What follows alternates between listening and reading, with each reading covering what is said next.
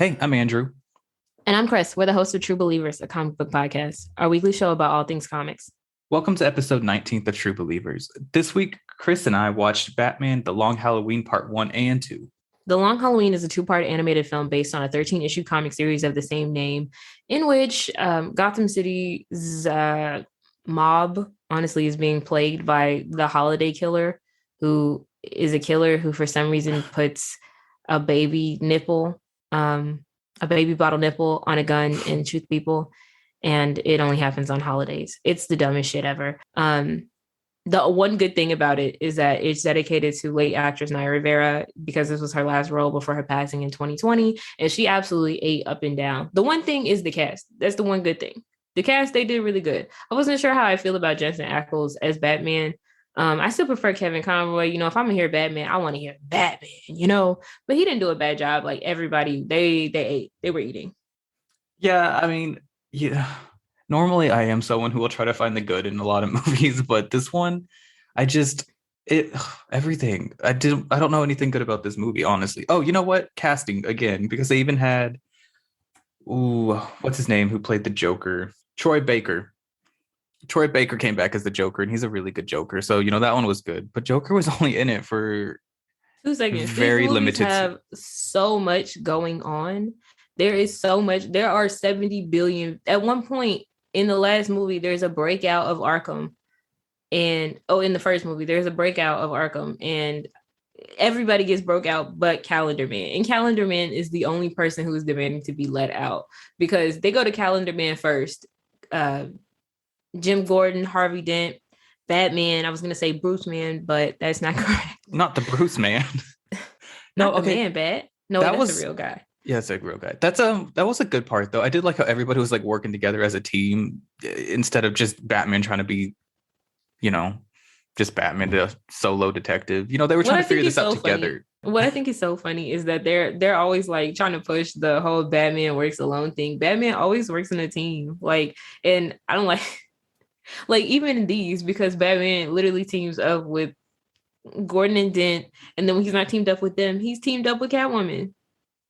He didn't even want to be teamed up with Catwoman. She just kept showing up, and she's like, "You need me," and he's like, "No, I don't." And then I was like, "No, you kind of need her." She saved his life like 17 times throughout these movies. Literally, Scarecrow threw some fear gas on him in the second movie, and she was like, "Bruce," and he was like, "Mother," and then I was like, "Ugh." Yeah. Okay. So the first movie, right? That was so weird. He kept calling her mother as she dragged him home. Yeah, right. But no, the first movie, they spend like this entire, because it's almost 2 hours, the entire 2 hours just trying to like play a cat and mouse game of like, who's the Holiday Killer? And the whole time, it's very, very, very obvious that this is Harvey Dent. Like, it's so painfully obvious. But it wasn't. That was the thing. They still arrested him at the end, and they just let it. I mean, towards the end of the second movie, you figure out that it's not really Harvey, but they still leave Harvey in jail, like letting him take all the blame for this, even though it wasn't him.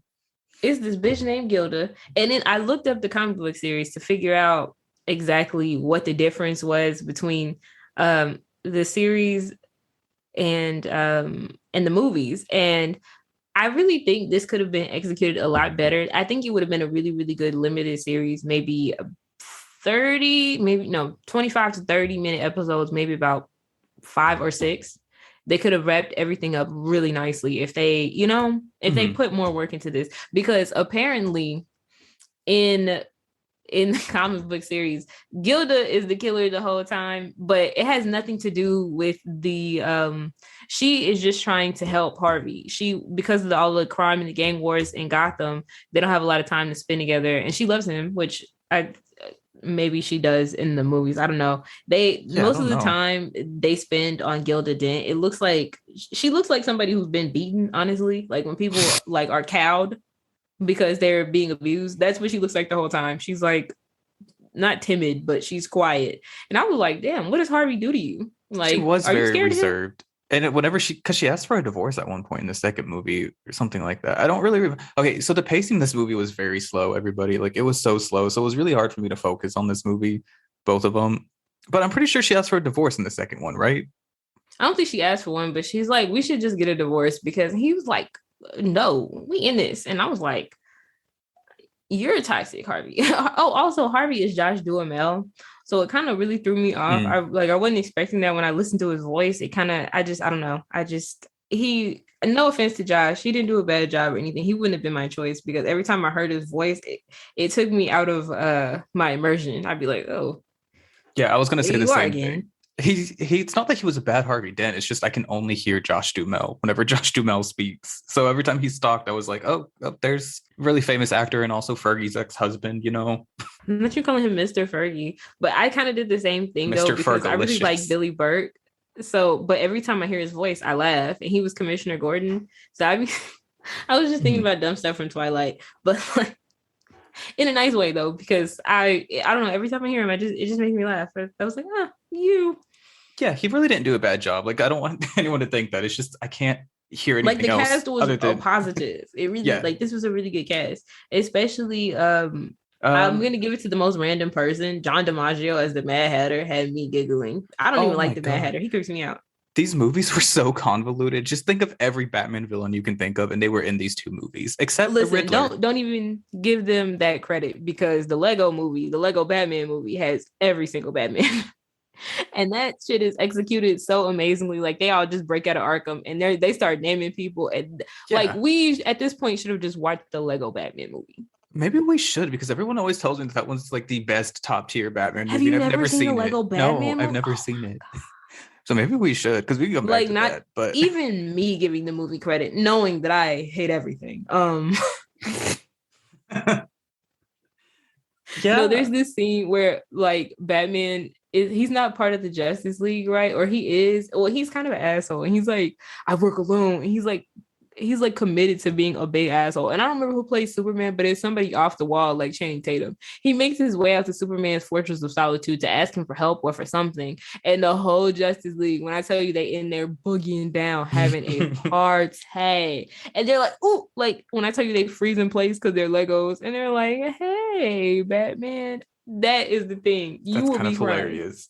This movie, like, there were no moments where I was laughing, except for when they went to go see. I was like, well, they were like, we need to talk to him after the first holiday killing in the Long Halloween Part 1. And I was like, who the hell is him? And then they show Arkham, and they don't even show you his face. You see all these pages on the wall of like different dates. And I was like, not the Calendar Man. Calendar Man is such a weird choice, but he really fit this movie, honestly. He was like the glue to this whole movie. If anybody was, it was definitely Calendar. And his voice was so funny. And it was so perfect. Oh, it was good. That guy who played the Polka Dot Man in the Suicide Squad. David Dast. Oh, I don't know how to say his last name. We'll come back to that. I don't know either, but one positive about this movie was truly like the Scarecrow. Like this is the Scarecrow that I actually like. I don't like these other adaptations they try to make of him. I really liked this Scarecrow. He was riding on a horse. He wore that terrifying outfit, Like this is the one that I like. So I was happy to see him instead of like, the Dark Knight one. I don't like the Dark Knight movies. I just think they're joyless. So I don't really remember them well, except for the parts that I thought were funny. Like, you think that darkness is your ally?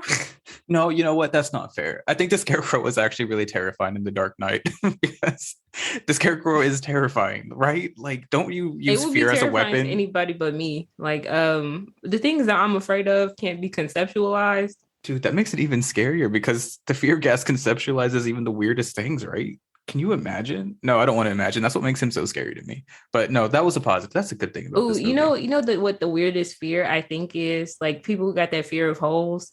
So like, oh god, that creeps me out. Like those pictures you see of it. Oh my god, where they have like holes in faces and like, oh. I just want to know like why are people always trying to like trigger that fear in people? It's one of those things I just think is gross. It's like how people are scared of clowns, but I just think they're annoying. Yeah, I'm not afraid of it. Imagine getting fear gas and you see that shit. I would die. I would want to die. That is the worst thing I've ever heard. Like, oh god, they just make me uncomfortable. They're not scary. It's uncomfortable. But shit. So Calendar Man is like, he's giving all these Master Yoda ass clues to like, he's like the holiday killer. Oh, if you want me to help you, I'm gonna need to walk out of here. And they're like, hell no, because you're a menace to society, Calendar Man. You don't get to walk free. Which is so funny because everybody else gets free, but not Like comparatively, Calendar Man is not the most menacing next to like the Joker, or they even have Poison Ivy in this one. And you know, I didn't like what they did with He's Poison not Ivy even personally. Next to the Mad Hatter. The Mad Hatter is scary. And the fact that the Joker escaped first, and they don't even dedicate a part of the movie. Like he escapes in the first movie. They discover he's missing because they think that he's the holiday killer at first, and he's not. He just breaks into Harvey Dent's house to like scare him. But there's no hunt for the Joker. Nobody's looking for him. And I'm like, this motherfucker is dangerous. So that should have been a priority. Because at least, you know, the holiday killer is only going to kill on holidays. You know, like you got a few breaks before you find him. The Joker might blow up the children's hospital on Tuesday. Just for fun, you know? He's like, what should we do today? Fuck them kids. And then that's it. He be the FTK killer. You know what else? Okay, here's another good thing about this movie. My mind just blinked on what her name was, but Falcone's daughter.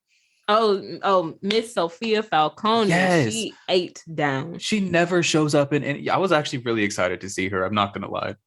She did that so good. She's like, they were going for the Falcones versus the Maronis. Like, so I thought this was going to be purely like a mob thing. And I was excited because I feel like people give Batman too much credit for how horrible Gotham City is because they're like, oh, there were never any like criminals until this guy started dressing up as a bat. And there were.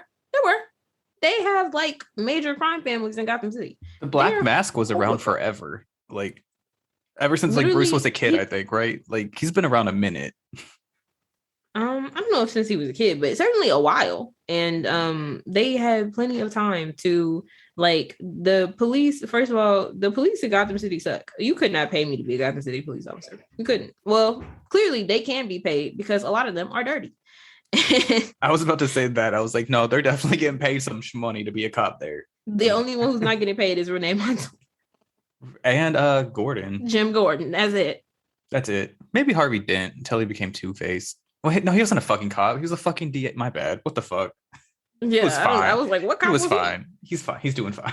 We're not worried about him. You know, the only trustworthy Harvey Dent who wasn't scary was Billy D. Williams. And that's it. Who played Harvey Dent in this one? Because he also did a good...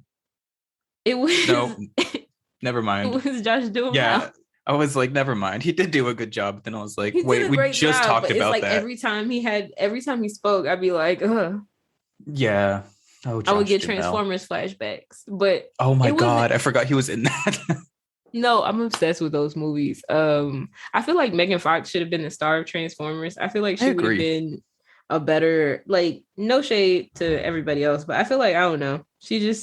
We love to see hot girls do hot girl things. You know what I'm saying? And I feel like we've seen that she can lead a movie by herself. So it could have just been her.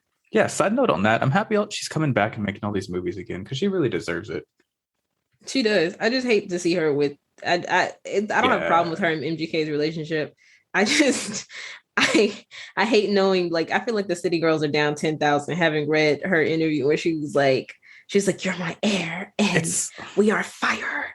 And I was like, oh no. It's uncomfortable to watch. It's like, you know, those really gross couples in high school who would make out in the hallway all disgusting. That's exactly what they feel like. The emo ones who would like press their foreheads together and they would like kiss the air next to each other's cheeks. I hate emo love the most. And I was like, oh, that's what we're about to get. So let's see. There was what happened in the first movie? How did that? Oh, that ended with them. Yeah, they make you believe that it's Falcone's son that's the holiday killer. And low-key, for a second, it had me going at the beginning. I was like, okay, he could be the holiday killer. Like, he's crazy. He was perfectly saying, he was like, I'm tired of this family. They end up on this yacht party. And, oh, my God, this was the dirtiest shit I'd ever seen in my life. Before this yacht party, they have, like, a gala. And Mr. Falcone, you know, because he's pretending like he ain't a mobster. Yeah, so Mr. Falcone he's having a whole party and he's like, you know, somebody I want to bring up to the stage, somebody I've always respected, somebody, you know, we've had our differences, but he's always been like a son to me.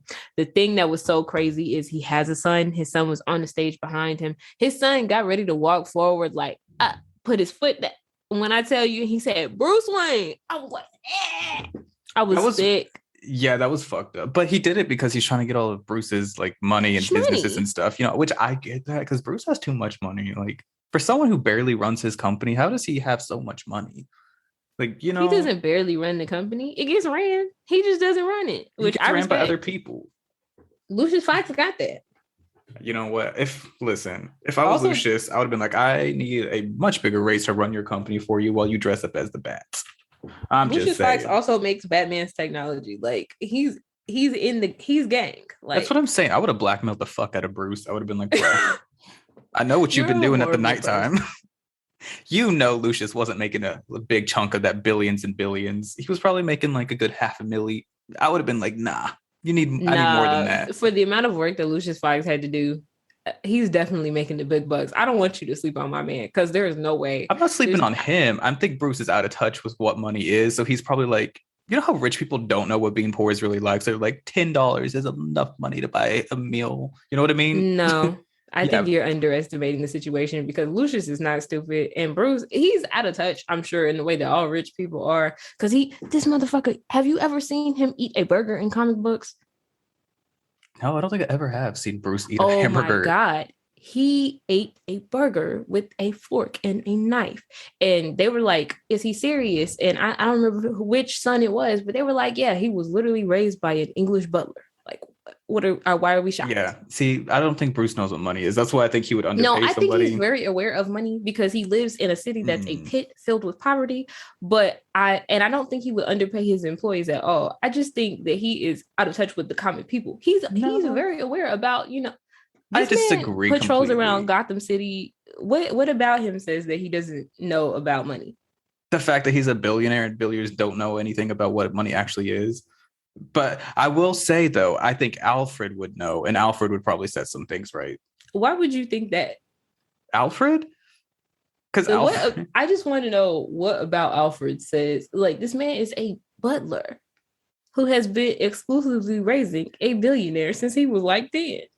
What about? But Alfred's not a shitty person who actually does deal with society. Bruce only deals with like millionaires unless he's beating up the poor. Alfred had millions of dollars. Like, he just left Dick a grip. Well, like I was saying, unless Bruce only beats up the poor, that's the only really interaction he has with them. But I think Alfred up the rich too. True, but the worst villains in Gotham City have oodles of money. I'm just saying, I don't think Bruce is in touch with. I don't think so at all. But I also just have a vendetta against rich people because rich people are the worst people. But I'm sorry, but I just want you to know Alfred is not the anti-capitalist king you think he is. When I tell you, I was reading this, like, because I was like, oh, he left Dick some money. And I was like, well, how much money? And I was like, dang, Dick then gave up all Dick stupid. He gave up all this money. He's talking about, we're going to start a foundation. I was like, yeah, but you need to keep some of the money. Like, I understand, I don't think it's ethical to have a bunch of money like that, but I think you should keep some of it. You ain't got no nest egg. You ain't got no savings. You know what I'm saying? Do you even need a savings if you're kind of like Bruce's kid, like Bruce lost all his money apparently. Oh, that's true. I forgot all about that. I haven't been reading the current storyline with Batman. But anyways, reading the we went really off track right there. Yeah.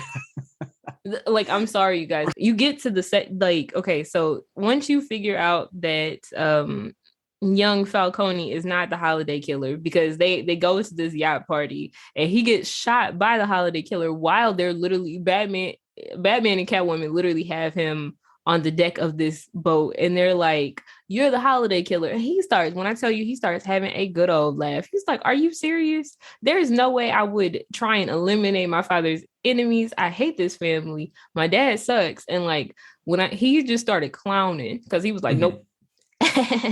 And then he gets shot by the holiday killer and he like falls in the water. I was like, oh. Yeah. And then that's kind of how that movie ends. And it goes into the next one, which I did like the second one more. I think the first one was just so slow this pacing was, so I could not focus on anything. But the second one, though, it had so many villains, which it kind of came full circle at the end, but I was sitting there like, what is everybody doing in this movie? That was the part that I didn't like. It was really, really busy as a movie. Like, it had so many threads. That's why I think it would have made a better miniseries than it did. Who has the audacity? Only in the aftermath of Avengers Infinity War and Avengers Endgame will anybody have the audacity to make a damn 2-part, 2-hour-long movie. Like, they need to be ashamed of having done that. Yeah, no, I agree. This could have been a good 13 episodes or so, Well, 13? Yeah, look at that. There's 13 series. Yeah, I think we could have done 13. 13 comic books versus 13. They could have. It did not need to be. Well, I would say at the most 10. I would have actually read the comic books, but then I was like, Maybe not. After that first movie, so I was bad. I was like, no. I wanted to read them. I was like, let me do a comparison to see what's the difference. And I was like, actually, let me not. But no, the second one I did like better because it was, at least we had like a lot of interesting villains. It starts off with Poison Ivy, even though I didn't like this portrayal of Poison Ivy personally. She's still an interesting character. She's still one of my favorites. You know what I mean? So just seeing her is always kind of cool. Because it wasn't even like we didn't even really get a lot of Poison Ivy. It was just like she's mind controlling Bruce. It wasn't her acting in her own interest. We find out she's working for Don Falcone so that he will. Yeah, I was about to say that. What is the? So Bruce will give him some money. What in the world makes you think that that Poison Ivy is going to work for Falcone? Yeah, Pamela Isley. What money? She don't need money. She's happy with her plants. She could rob a bank if anybody can. I know first you say Bruce Wayne, you say Alfred is our anti-capitalist king. Then you say Poison Ivy doesn't need money. She has plants. Yeah, Poison Ivy's not one of those ones that needs money to be happy. She needs sex, love, and rock and roll, and that's about it. And her plants. But no, it is. I still feel I like seeing her, even if I didn't like this portrayal of her. I thought she was still like, hey, it's Poison Ivy. Like, yay, you know what? I don't know. I like seeing her. I felt like that was a waste of Poison Ivy's time. I was like, why is she here? What is she here for? That don't even make sense. Like, and it was like the fact that she was working for Falcone. I was like, there was nothing that was offered. Like, it would make sense if she did this, like if Falcone was like, oh, we'll do this. You know what I'm saying? Like if it was a tit for tat, but I was like, for cash, that don't make sense. Yeah, I agree. And the fact that she did this entire thing, because it comes back to the end and like there's a whole group against Falcone and Poison Ivy's a part of that group against Falcone. And I was like, I get that she probably has a vendetta against him, but they don't even explain what it is, do they? Like we have no lead onto why everybody hates Falcone. For him, so I just was like, it doesn't make sense. And then, they bring Solomon Grundy into this. And I was like, you need to let that dead body rest. Because I was like, it got to a point where I was just like, the plot can't be explained because there are so many different plot threads that they do get resolved and that there's a callback to everything at the end, but it's not satisfactory. It's just like, it was long and boring. And I actually looked up The Long Halloween to see what the differences was. Like I said, apparently The Long Halloween influenced the Dark Knight trilogy. So it's funny that you would bring them up. Really? It came out like 1996 and 97. So like 25 years ago. I did not know that. I did not know that at all. That makes sense, kind of, thinking about it, because you know how many villains are in the Dark Knight series too? I don't know. I feel like I could have made a better trilogy of Batman movies than Christopher Nolan. But I also think that I could have made Inception. I'm sorry. I just love saying stuff like that to see what your reaction would be. No, honestly, it seems like it's probably interesting. And it has 2 sequels, the comics. They got Batman, I think Dark Victory and Catwoman, When in Rome, which is cool. And they apparently had Batman Halloween specials in the mid-late 90s. And this is like a sequel to the Batman This sounds ridiculous. Does this sound ridiculous to you? It had sequels to the Batman Halloween specials because I don't know. I don't know either. Like you said, it was just a lot of intertwining stories that didn't really have any, because we don't see what happens to Solomon Grundy's character or Poison Ivy or even Selena Kyle. Really, so we just assume they go to jail. Well, we do see Selena Kyle at the end, because Selena, the whole reason Selena Kyle is there. First, Batman knows that she's Catwoman. She knows that he's Batman. They're on out dating. That's why she's there on the yacht. Well, she's there on the yacht because she wants to get close to Don Falcone because apparently he's her father. She doesn't know who her mother is. So she's like stalking him essentially to try and work up the courage to get the answer. And this movie becomes really interesting in like the last 16 or so minutes. Yeah. And not once before then, because it starts with Batman talking to Don Falcone. And first everybody's getting killed. Like it's like one holiday is going to be the Maronis. One holiday is going to be the Falcones. Maronis, Falcones, like back to back.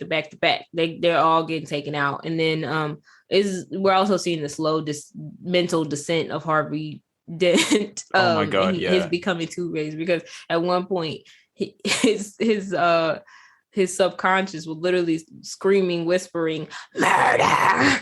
Dude, the voice that he did for Evil Heart or Evil Dent, like that was something.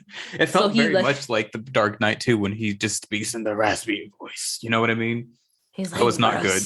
Yeah. It just I couldn't take it. And the thing that's so like the parts that were interesting in this movie were like not the super villain parts, the superhero super villain parts. It was all the just around the city parts. Like Harvey Dent is building a case against Don Falcone. He finds a whistleblower, and somebody throws acid on him, and that's how his face gets like somehow he survives, because when I tell you that face was fucked up.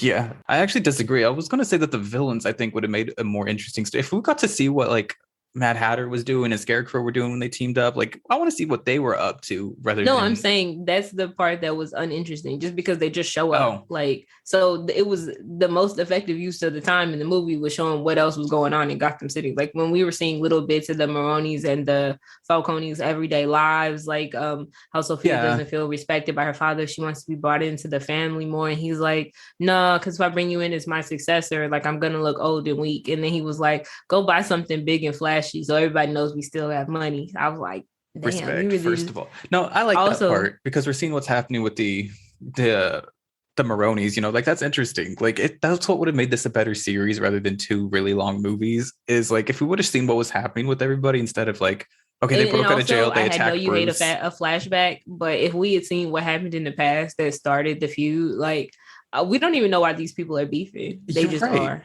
Yeah, no, this would have been an effective use of a flashback, actually. I will agree. But yeah, no, I think, this is why it would have made a better series. And then Catwoman needed a flashback too, because she's like, my mother, I've never met her. Like that would have been a good flashback moment, like in Meet the Robinsons, where that lady like puts the baby on the doorstep and like slips and falls and rings the doorbell, and then Angela Bassett comes out. Yeah, they could have done a lot of this differently, and I think it would have made it two better movies or series, like you said. But yeah.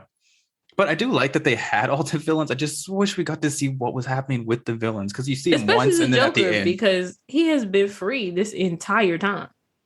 Yeah, what was he doing? Do you think he was just like, I don't know if he had Harley at this point, actually. But what was he doing? Plotting, yeah, is he just sitting in the little factory like, you know what I'm going to do next? I'm going to steal a plane and drop gas on everybody. Oh, not him wanting to... He wants to be Jack Nicholson so bad.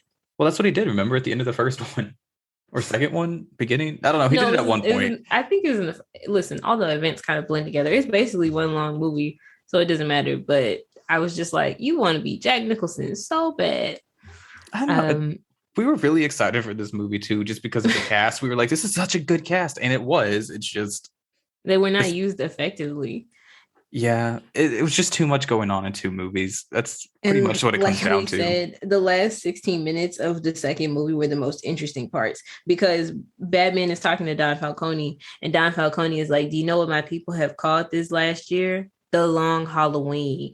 Oh my God. I had been wondering why it was called The Long Halloween the whole time. I get mad when they don't say the title. If the title is weird in a movie, I get mad when they don't say it. And also I have that expectation from years of watching Scandal, because Scandal used to like have the most off the wall, like you would never know what the title was going to come, where it was coming in, what it could possibly mean. And then somebody would say it and be like, yup. And we said that. And I was like, when he said The Long Halloween, it was juicy. He was like, do you know what my people called this last year? The Long Halloween. I was like, period, Don Falcone. That part was pretty dope, I'm not going to lie, because the first murder happened on Halloween. So the two movies take place over 1 year, and then he's like, so many of my family have died, blah blah blah, we call it the Long Halloween. I was like, damn, because it was like Halloween again. His sister got brutally murdered, like his son.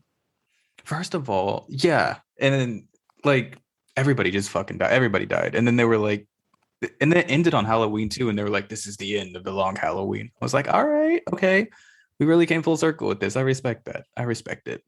But fucking Falcone's daughter just kills herself at the end. Spoiler.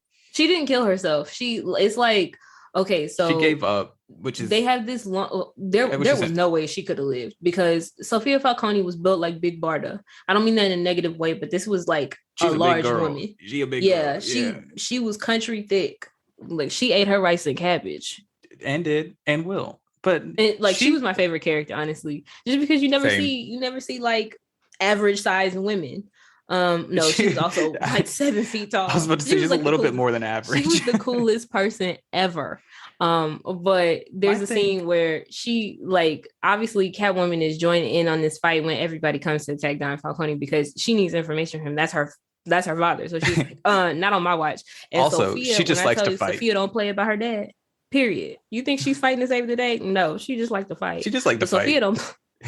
You don't play about her daddy, because when she's having this conversation with Batman, that's when the people started showing up, like the random villains, and she pulled the biggest machine gun I've ever seen in my life out. And when I tell you she was going to war on these people, she pulled 2 out. She double fisted these bitches and walked out there shooting everybody. I was like, she thought that she was Linda Hamilton. I was like, it's giving "come with me if you want to live." And the best part is she's so thick, so she's just sitting there thick as fuck with these 2 machine guns. Like, it's not. Oh, I mean, this is a cartoon, but I mean, it's fucking Sophia amazing. the Stallion ate. She did. But and yeah, then okay. So we get to this.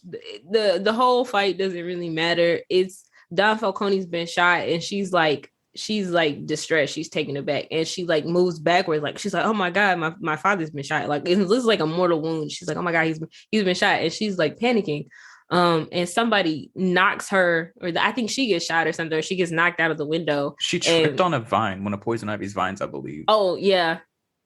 And Catwoman leaps into action, right? She's holding on to the window, grabs her sister, and she's trying to hold on to her, and then her hand just like, you're right, she did give up a little bit, but it's not like she killed herself. It was just like, there's no way that she's going to be able to lift me and save herself. Well, obviously, Selena's like slim thick, but this bitch is thick.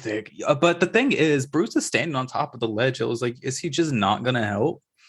Like, no, what were you doing? Also, he was doing something. This was after the fight was over. This is after they had their little dramatic moment and everything, and Bruce is just up there. No, they were still fighting.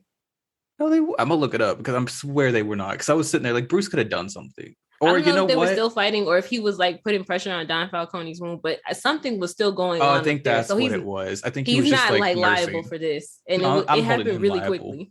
This is why you need a team, Bruce. Like Duke would have came in and saved that hoe. Any of the Robins would have. Any of the Batgirls. First of all, I was like, the Robins. Nah, we need a full grown, like a Nightwing or a Red Hood, because ain't no little kid. They got to lift 2 grown women. It's not happening. There was options, is what I'm saying. But either way, that part was choices really were made. Choices were made, and not Selena was the only one that made the right choices this entire movie. I just want that to be clear to everybody. Selena was the only right person 100% of the time. But because I'm still mad that he called her. He was like, "Mother," and then I was like, "Ronald Reagan." I would have left his ass already. No, I'm just kidding. But I didn't want to see her die.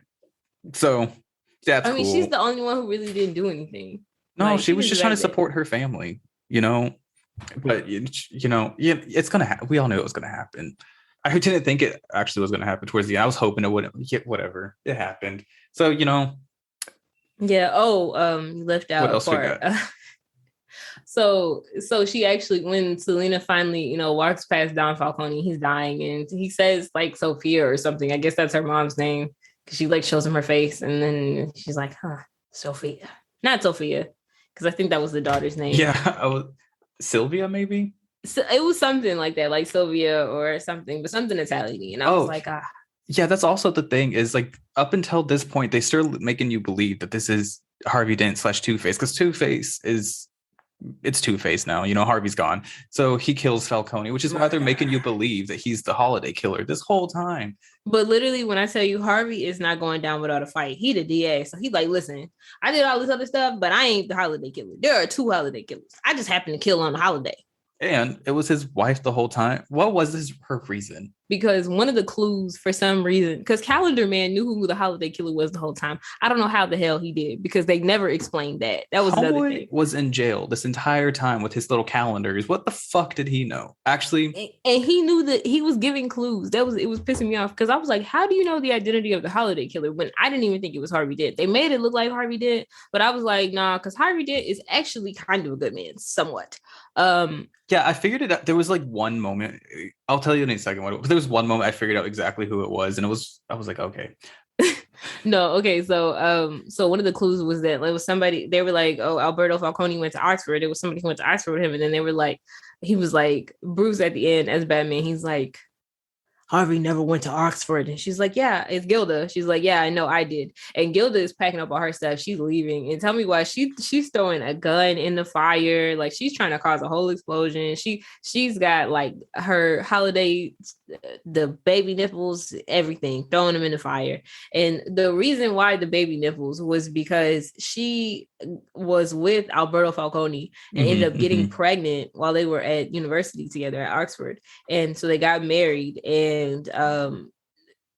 Don, she was like, you know, he was in line to, you know, be the next heir of the family. Of course, we were so happy and we were so in love, and Don Falcone was not having it. He had their marriage annulled and forcefully had her an abortion. And she was like, I have been destroyed ever since. And I wanted to cause them just as much pain as they caused me. And she went to Gotham and married Harvey because she thought that he had a good chance of excising the Falcones. And when he didn't do a good enough job, she was like, well, goddamn it, I'm gonna do it myself. And, you know, I don't believe in murder, but I do support I can't even do the Lady Gaga quote because I was like, damn, like it was such a good plot. I was like, ooh, like that was the only part of this plot that was interesting. Like when she said it so casually, like, yeah, I did. And the thing is too, because of that forced abortion, you know, then she wasn't able to get pregnant ever again. When Harvey kept pressuring her for a baby, and I was like, bro, chill, you know, like if she can't, leave it alone. He's like, other options, blah blah blah, and like obviously this girl is going through something. So this woman is clearly so mad. You can see in her eyes that she's traumatized. I was wondering why she was so cowed and reserved, because I was thinking, like, what did Harvey do to you when y'all alone? Because he was like, they were always like, he was yelling because I guess he's, I don't know, toxic and passionate. But she would be like, what about it, Harvey? Da-da-da-da-da. And I was like, dang, this woman just had, like, there was no light in her eyes, nothing. Like, I would actually, this is a storyline I would love to see in live action because I know it would go crazy. But this is something that you have to have a lot of lead up to, because again, otherwise you end up with a really convoluted movie like we got these two times. And I hate shared universe, but when I tell you, I would like the show Gotham, I thought it was going to be doing stuff like this. And it did a little bit, because it did have the 5 crime families of Gotham, the Falcones, the Maronis, you know, they had that storyline, but it was more focused on Jim Gordon. And I'm not interested in Jim Gordon. I'm really not interested in Gotham City pre-Bat because, again, still a pit. You know what, though? I do love whenever they do like the gang wars in Gotham instead of just like, here's our crazy clown. I love the gang war stories. So this one was kind of fun, too, because of the Falcones versus the Maronis. Like, I like to see a more, I don't want to say a more normal or a more human element, but I like to be reminded that like Gotham City really is the only city that could be saved by a grown man dressing up like a bat, because everything that was happening there was already crazy.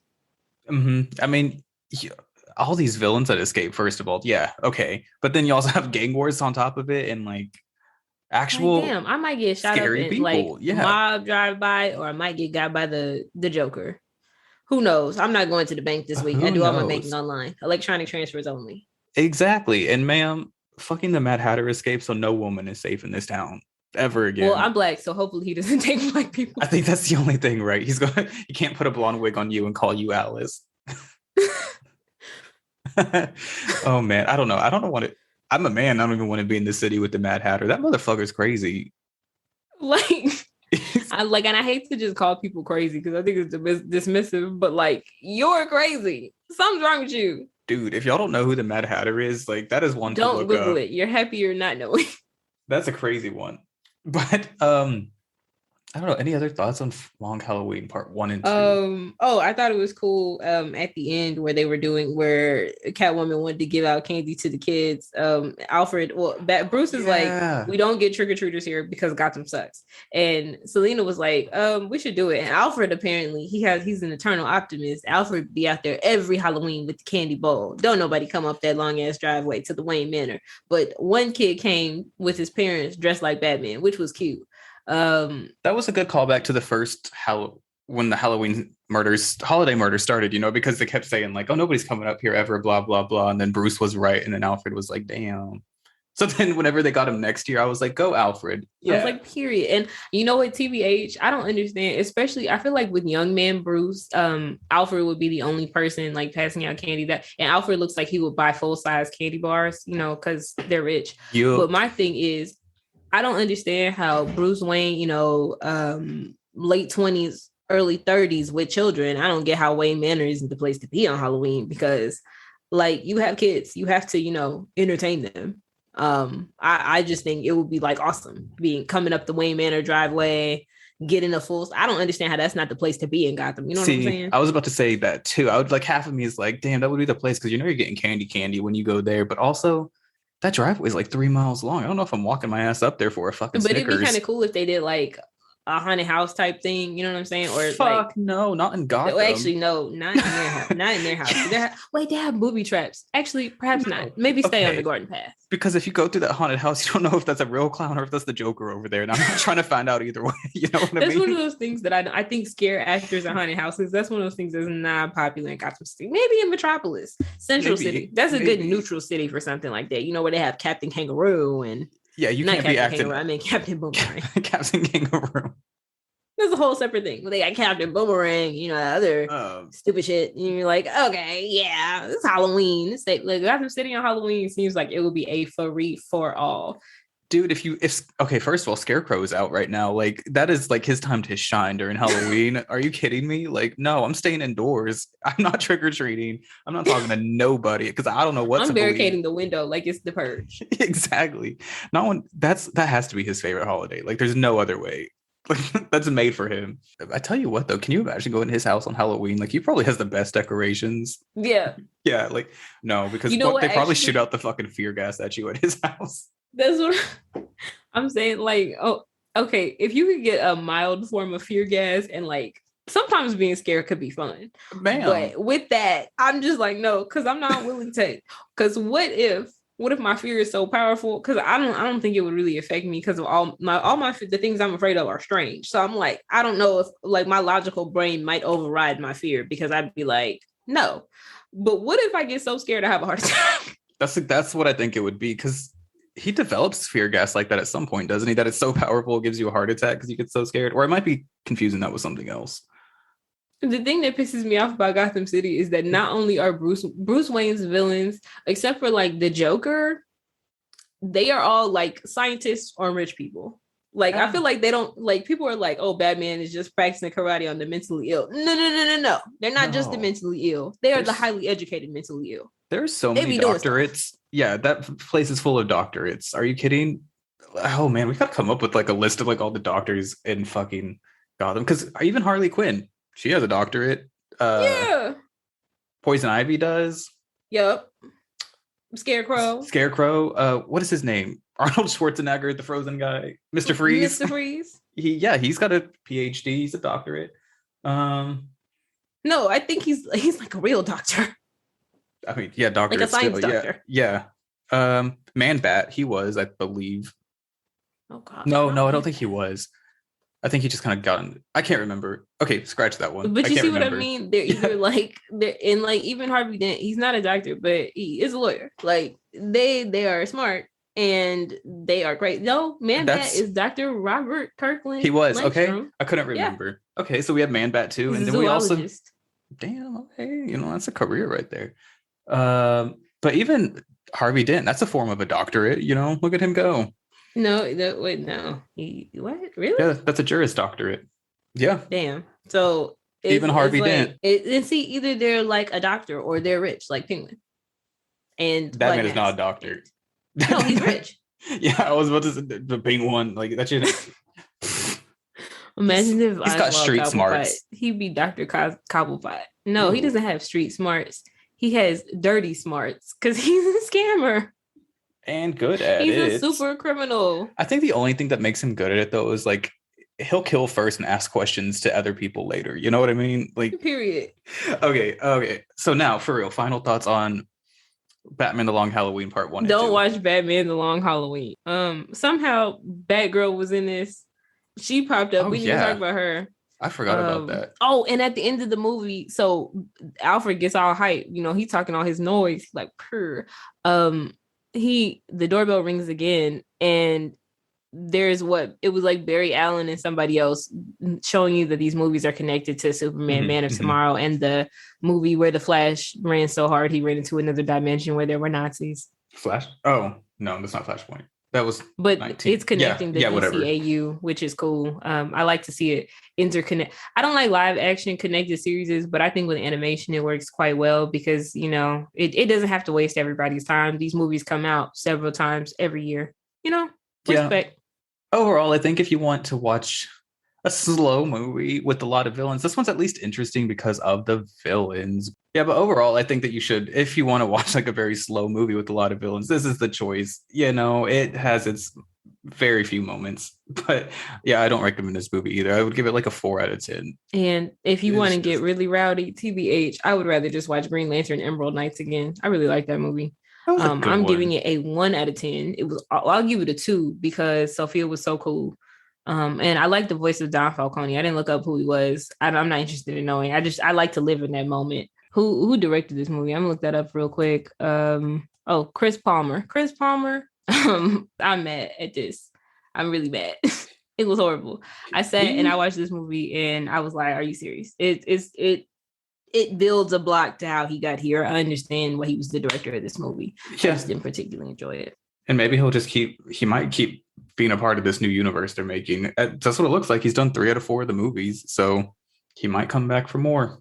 We'll see. I don't know. We'll see. I really want to see where this new Aquaman show is going to go because I like the horrible art. It's so ugly that I just know the show is about to be funny as hell. Like Teen Titans Go. Like I'm dead serious. We'll see. Well, at least next week we're doing something fun because we're going to have someone joining us, right? Yes. That's all for this week's episode of True Believers. Yes, so thank you for all of your support. We will see you next Wednesday, the 1st of December, where we will be joined by that very special guest I just mentioned. And if you'd like, so we're actually going to be starting this thing for December because I love Christmas and I love the holidays and whatever. So we want to do this thing that includes everybody where we just are going to put all these episodes out on social medias to vote for what you want us to talk about during the Christmas holidays, So every week we're going to be releasing new polls and everything. It's going to be on all of our social medias like Facebook, Instagram, Twitter, right? Is that all of them? Facebook, Instagram, Twitter, yeah. Yeah, okay. Yeah, so we're going to be starting that on this upcoming week. Yeah, so... and we are available on all major streaming platforms. And if you really like the show, please leave us a review and continue sharing with your friends. We really appreciate it. And as always, if you want to leave a suggestion on what we read or watch, you can find a DM us on social media, email us, leave us a voicemail at 650-761-2629, or join our Discord. Okay, thanks. Bye, everybody. Bye.